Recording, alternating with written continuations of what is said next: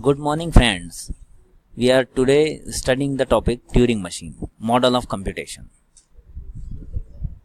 The outlines of this session is structure of Turing machines, deterministic Turing machines, composite Turing machines, multi-tape Turing machines, non-deterministic Turing machine, NTM, universal Turing machines, etc. Now we focus on the structure of Turing machine, which is having two things. One is control unit and another one is the tape. Right? The control unit is having a head that reads the tape. Now control unit consists of the finite set of states,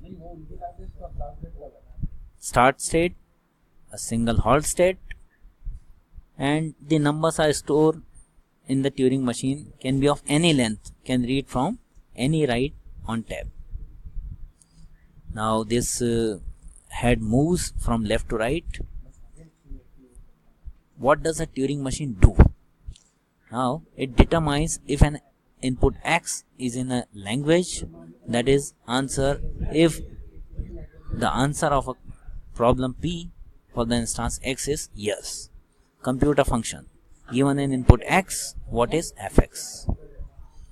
How does a Turing machine work? At the beginning, a Turing machine is the start state, that is also called initial state. Its tape head points at the first cell.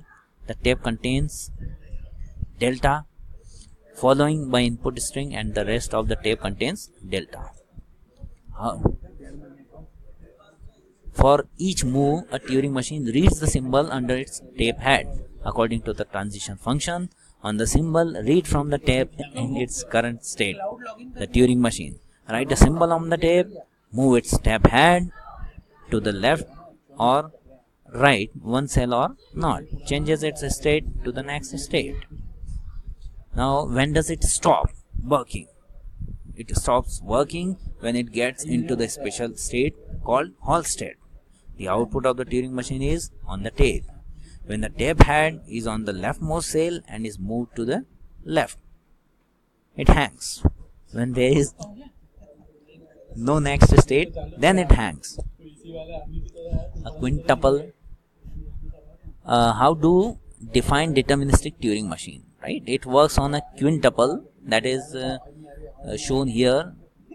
There is first symbol Q, that is the set of states, and then sigma, that is the input alphabets, the tape alphabet T, and the start state represented by Q1.